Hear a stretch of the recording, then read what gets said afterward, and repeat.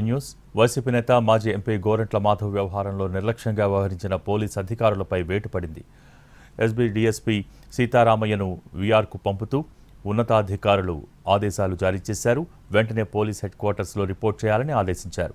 మాధవ్కు వైద్య పరీక్షలు నిర్వహించినప్పుడు బందోబస్తు విధుల్లో ఉన్న 11 మంది పోలీసులను సస్పెండ్ చేశారు.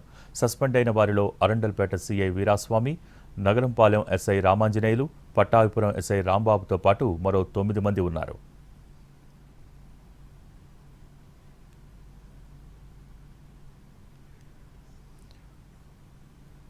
వైసీపీ నేత మాజీ ఎంపీ గోరంట్ల మాధవ్ వ్యవహారంలో నిర్లక్ష్యంగా వ్యవహరించిన పోలీసు అధికారులపై వేటు పడింది. దీనికి సంబంధించి మోర్ డీటెయిల్స్ మా ప్రతినిధి రామారావు లైవ్ ద్వారా అందించడానికి సిద్ధంగా ఉన్నారు. Ramarao, over to you.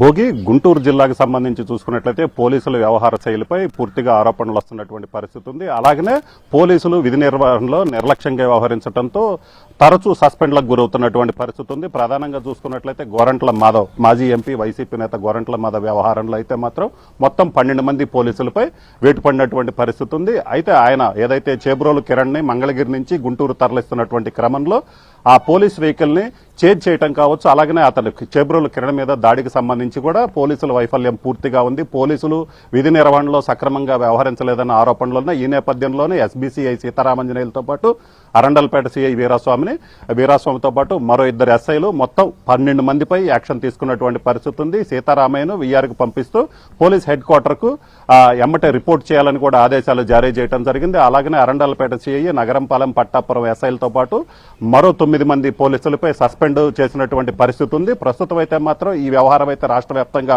Hot topic గా మారింది. Bhogi, thank you Ramarao.